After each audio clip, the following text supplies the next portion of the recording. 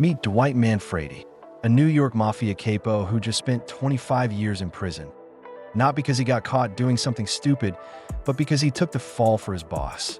Stayed silent, didn't snitch, and in mob terms, that's loyalty at the highest level. But here's the twist. The day he gets out, instead of getting a hero's welcome, the mob thanks him by shipping him off to Tulsa, Oklahoma. Yeah, from prison to exile. That basically said, thanks for keeping your mouth shut, now go run a town nobody cares about. So Dwight, still tough, still stylish, and definitely still dangerous, arrives in Tulsa with nothing but his old man Riz and 25 years of prison wisdom. He immediately finds a young cab driver named Tyson and hires him on the spot.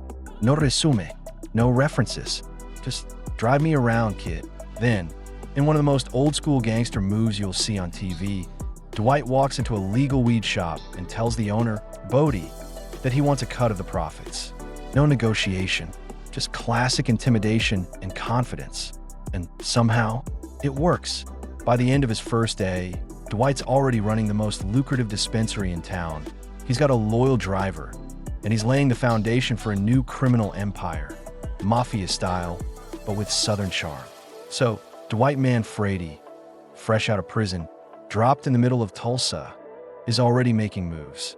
He's got a weed business under his control, a young driver named Tyson on payroll, and zero patience for anyone who underestimates him.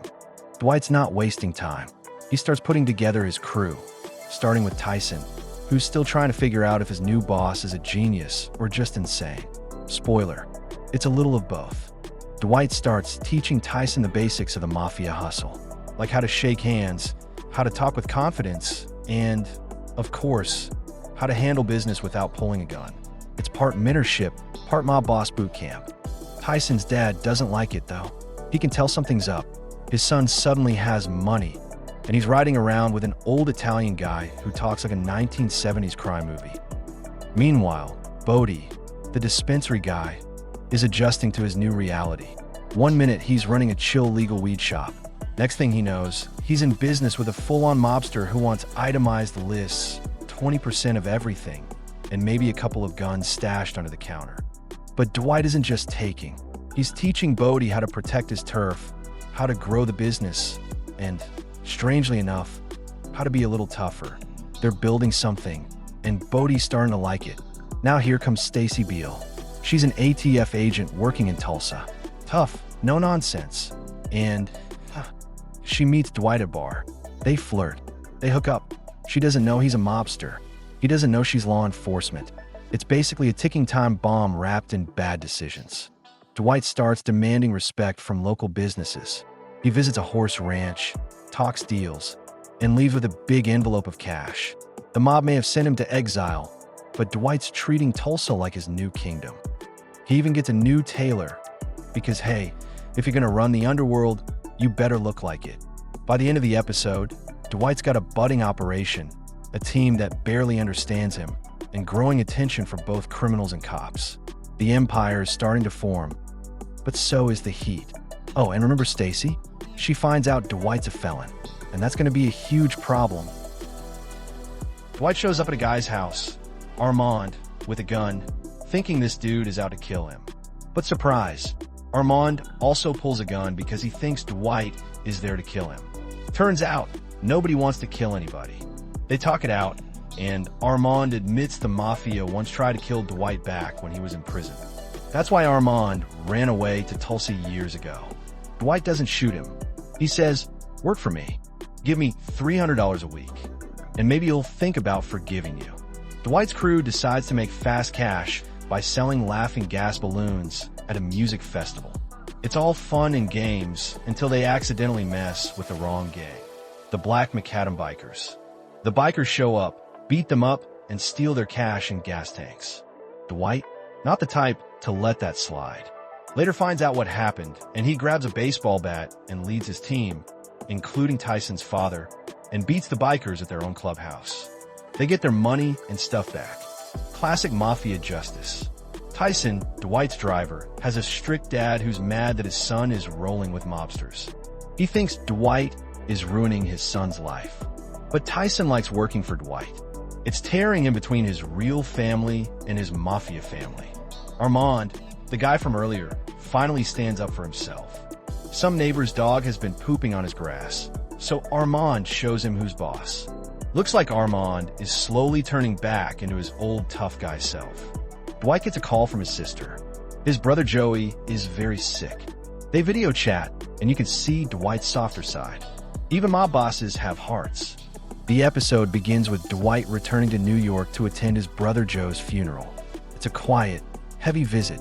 Dwight hasn't been home in 25 years because of his prison sentence, and you can feel just how out of place he is, like a ghost walking through a life that moved on without him. He walks into the church alone, sees his brother's coffin, and you can tell. This hits him deep. No matter how tough Dwight acts, this is his breaking point. He missed all the birthdays, the memories, and now the goodbye. This episode shows a softer side of him, one full of regret and lost time. At the funeral, the atmosphere is icy. People are polite, but distant. It's clear many blame Dwight for the pain his choices caused. The saddest part? Even in death, his family feels far away. While Dwight is grieving, things in Tulsa are falling apart fast. The biker gang, the one Dwight smacked around earlier, decides to hit back. They kidnap Bodie, the guy running Dwight's weed dispensary. They drag him into an alley, beat him up, and send a brutal message. They're not afraid anymore. It's a dangerous moment. Bodie's not a fighter. He's just a smart, kind of nerdy tech guy. And without Dwight around to protect him, the wolves start circling. This moment shows that Dwight's enemies are done waiting. They want war. Dwight tries one more time to connect with his daughter Tina while he's in New York, but the call goes nowhere. She's still bitter, still unwilling to forgive. And Dwight realizes that he can't just show up and expect things to be normal again. Even though he's physically back home, emotionally, he's still an outsider. After burying his brother, Dwight is back in Tulsa. He's quiet and emotional, but his problems in Tulsa have been waiting for him. Bucci, one of Dwight's trusted guys from New York, was grabbed and beaten up by the Black Macadam biker gang. It's their way of sending a message. Back off. You're not welcome here. This makes Dwight furious. He knows this means a war is starting, whether he wants it or not. Bodie, the weed shop guy, is tracked and investigated by the cops, and his weed shop is raided along with his safe, which he thinks is all his cash. But fortunately, Dwight, the mafia boss, already saw it coming and cleared the money, leaving only a cigarette in the safe. Bodie is overjoyed after hearing this and goes back to his store to retrieve his flash drive, which contains all his money stolen from crypto. Dwight doesn't fully get crypto, but Bodie is a tech wizard, and things are running smoothly once again. Stacy, the ATF agent, is sleeping with Dwight, but now she's worried about what he's really up to. She starts secretly looking into him again. You can tell she doesn't trust him anymore, but she still has feelings for him. By the end of the episode, Dwight realizes the biker gang isn't going to stop, so he begins making plans. He's done playing nice. It's time to prepare for war. Good to hear it.